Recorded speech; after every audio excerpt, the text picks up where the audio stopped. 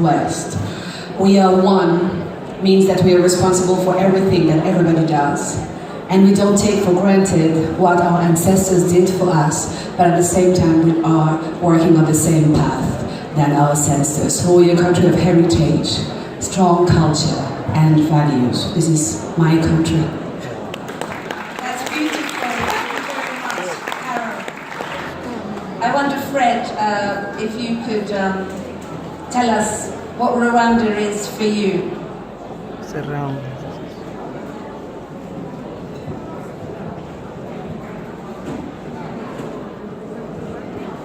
Hello, thank you, Mary.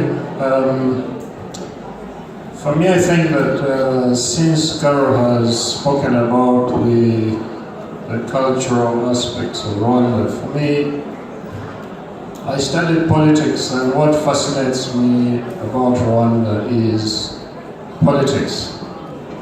But before I go on to speak about politics, I'm reminded of the earlier speeches when people such as Dr. Edna were describing what Somaliland is about.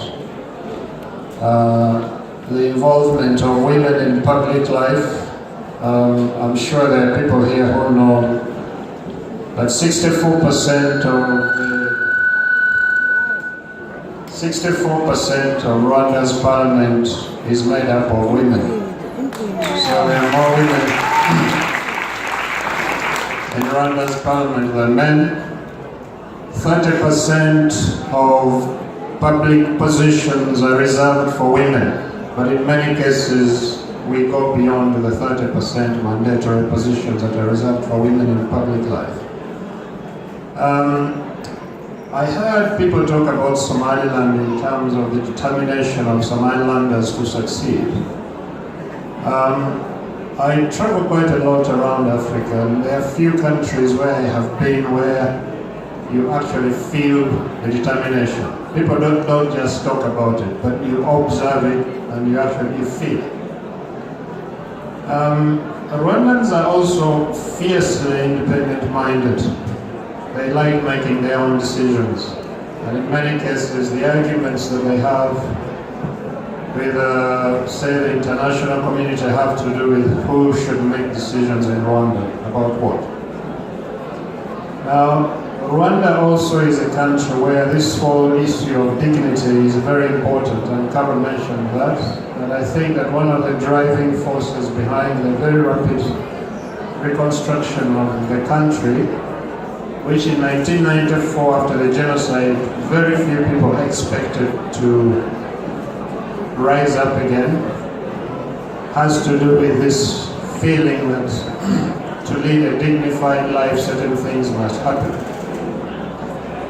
But also, unlike many African countries, and I also heard earlier on about how the opposition and the government were here, in Rwanda the concept of opposition pretty much doesn't exist. We don't have an opposition because we have several political parties which, under the country's constitution, work together. So the Rwandan constitution is a constitution that mandates the government to be a power-sharing government, but they don't stop at sharing power, they also share responsibility. And the most important responsibility is to make sure that never again should they destabilize the country and work hard to destroy it as they have done in the past. I'll stop there and hand over to Mary. Thanks.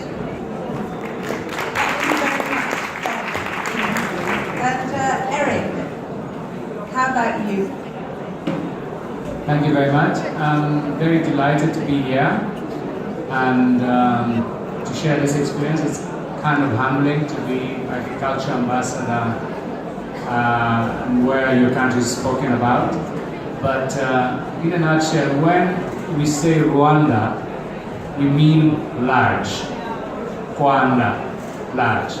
And when you see a respectable, dignified people and place, you actually call it the other Rwanda, Urundi Rwanda. And looking at the culture exhibition or presentation that we had this morning, and the similarity that you talked about, is very, very similar. and in this part of the world, or the Horn of Africa, there's a lot of similarities. And when it comes to Somaliland, I was taking a lot of videos, and in reference to the last film that I made, which is a film portraying Rwanda through arts, music, and dance, and looking at what I was seeing on stage, there's a lot of similarities. And so Rwanda is that. Rwanda is actually that place where you feel safe, where you feel welcome, and where you feel dignified.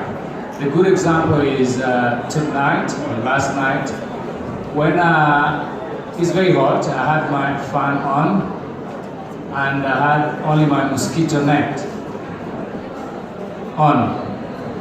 And then I went like, so, am I in Rwanda? Can I do this?